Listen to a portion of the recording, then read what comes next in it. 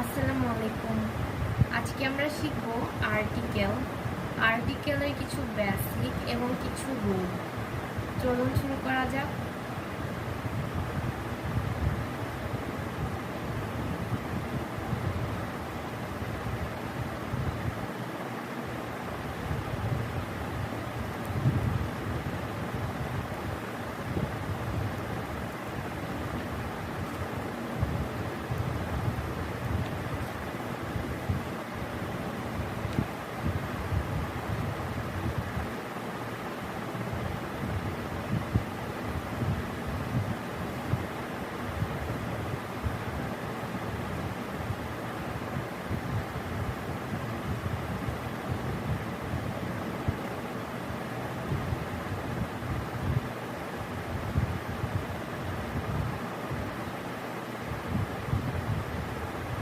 Demonstrative adjective A, an, দা এই তিনটিকে article বলে।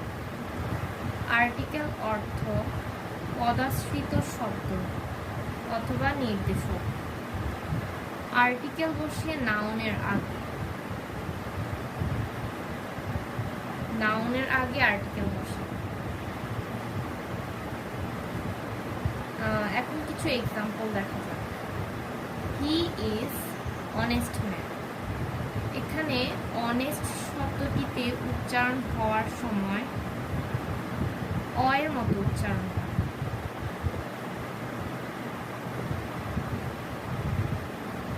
যদি অয়ের মতো উচ্চারণ হয় অর্থাৎ স্বরবর্ণের মতো উচ্চারণ আসে, তাহলে তার আগে বসবে এ। I am waiting for hour. Hour উচ্চারণ হতে আয়ের মতো উচ্চারণ হয়,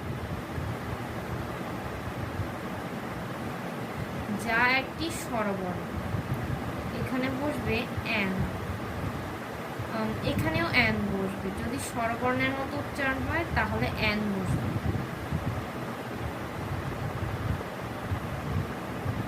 this is huge field to play.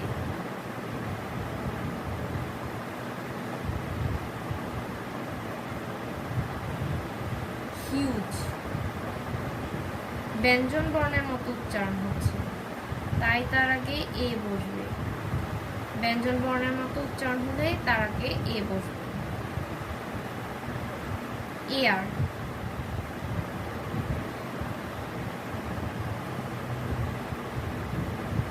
এখানে এ এর মতো উচ্চারণ হচ্ছে,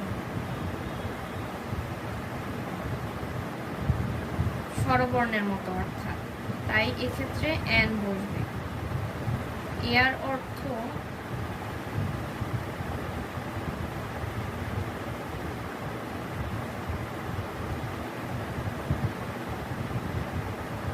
উত্তরাধিকার।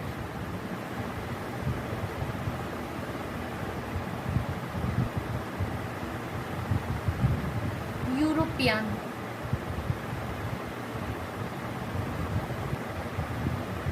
ইউরোপিয়ানের উচ্চারণ এখানে যদিও রস্বইয়ের মতো উচ্চারণ হচ্ছে আর স্বরবর্ণ হলেও তার আগে অ্যান বসবে না, কারণ উচ্চারণটা হচ্ছে রস্বই প্লাস রস্যা।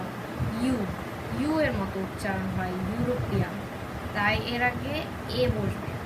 যদি ইউ এর মতো উচ্চারণ হয় তবে সেই শব্দের পূর্বে এ বসবে। One eyed man. এখানে ওয়াইয়ের মতো উচ্চারণ হলে তার আগেও এ বসবে।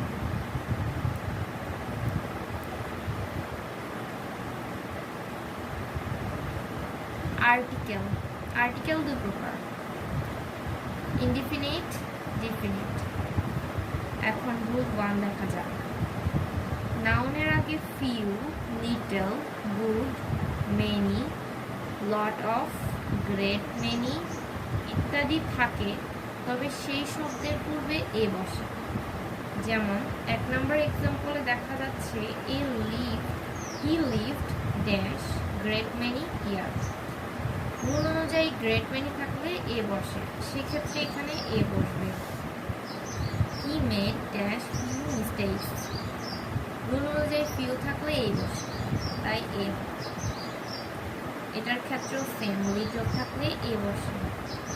দেয়ার is a little water in the jar. আজকের মতো এইটুকুই। আল্লাহ হাফেজ।